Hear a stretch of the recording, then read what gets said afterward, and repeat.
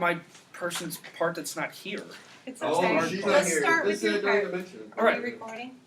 Yep. Are you? No. All right. I'll We got the timer going? This when it goes. Timer's running? Alright. All right. Wait. Timer's over there. Boom. It's running. Alright, so we did chapter 4, and basically there would be somebody talking about the first part going right now. And she would be talking about brainstorming and everything that plays into what I'm going to say. And then, so basically my part is there's two techniques or methods that come after brainstorming, and the first one is the SLIP method, and then the second one is NGT, or nominal group technique. And the SLIP method is where members of the group write down their ideas on little slips of paper and then kind of put them in a big pile, and then there's a leader from the group that'll go and collect them and organize them into like similar groups, and then at the next session they will discuss which ones were more popular and basically create a method of planning their project from all those slips of paper. And the second one is where everybody in the group on a piece of paper writes down their ideas, and then once everybody's done, everybody has the floor. They have an opportunity to say how they feel, and then it goes on to the next person, so there's no immediate discussion with each person.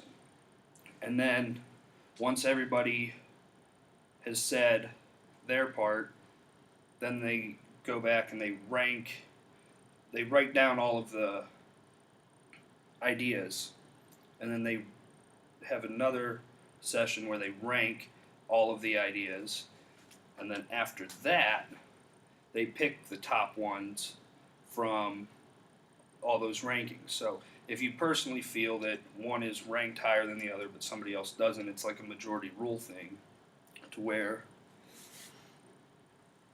what the majority of the group says is what is planned. And then, so the big edge that the NGT has over the SLIP method is that it allows the people that are normally less vocal to still have a say in it by not being overruled by the more vocal people.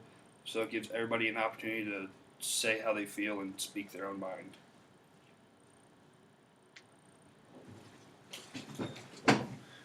Okay.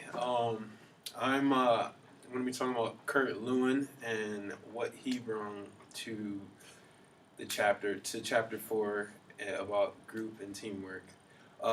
Kurt Lewin is known as the father of social psychology and also the founder of the movement to study groups scientifically.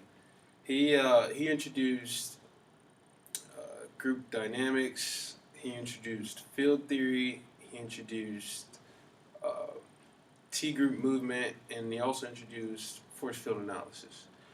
Group dynamics is simply the positives and negatives, the positive and negative forces within the group.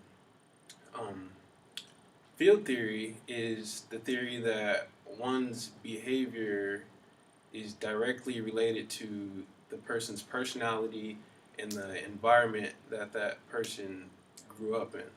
And the function to that theory is capital B equals F of P E, which again just means that a person's behavior is directly related to the personality and the environment that they live in or have grown up in. Then next is T-group movement. Groups use T-group movement to candidly consult one another within the group. So they use this to like if they have a problem with what another person in the group is saying, they can use this theory to interact and let each other know, give each other feedback on what they think about what they're saying. Also, there's double loop learning in T group movement. This consists of it's a reflective analysis of one's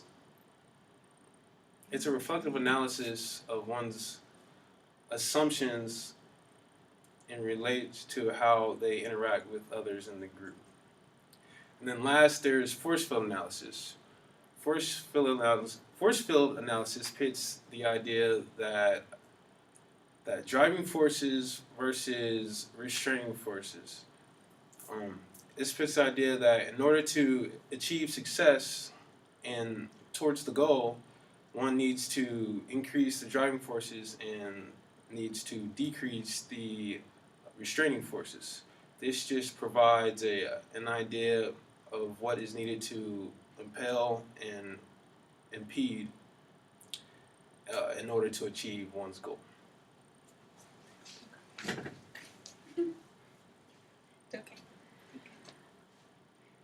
All right, I covered Proposition 2, which dealt with group problem solving and the medical model. The chapter introduces John Dewey, who was an American educator and philosopher, discussing how the best way to resolve group problems would be to identify that you have a problem first and evaluate possible resolutions within the group. He also said that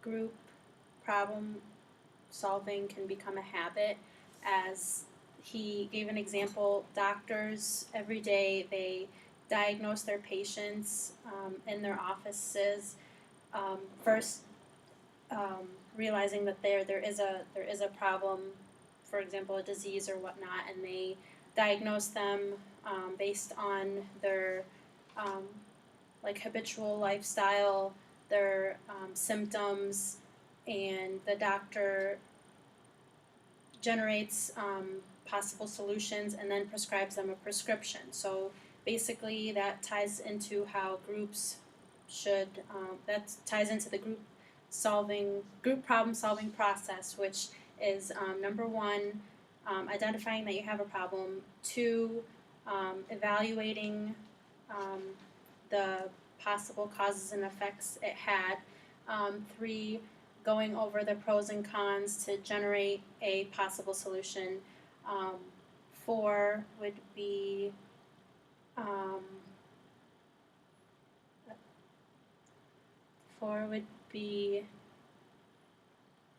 coming up with a solution, like narrowing it down from the ideas that the group came up with, and then 5, finally establishing a solution. And the last thing that was, one of the last things that was discussed in the chapter was the standard procedures, which is also like a 6-step process. I forget them though. It had to do with like the number 1 was like procedures and the corrective actions and the resolutions, and how that also ties into the group problem solving process and what can be done to make it better. Thank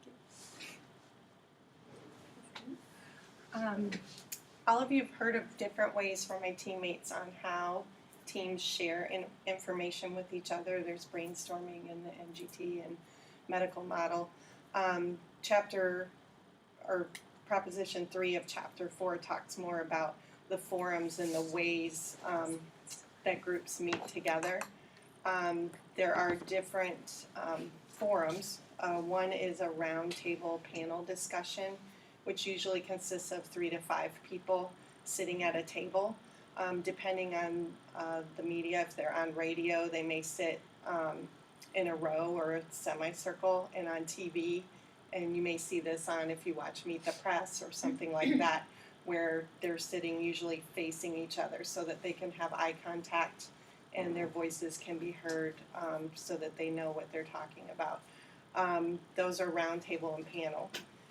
There's also symposium which is, again, usually 3 to 5 people. It can be more than that.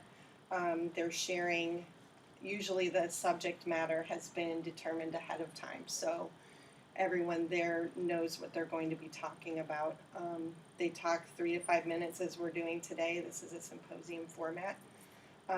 Sometimes there's a moderator who will introduce the subject matter, but usually each person speaks on their ideas and then they share information together afterwards.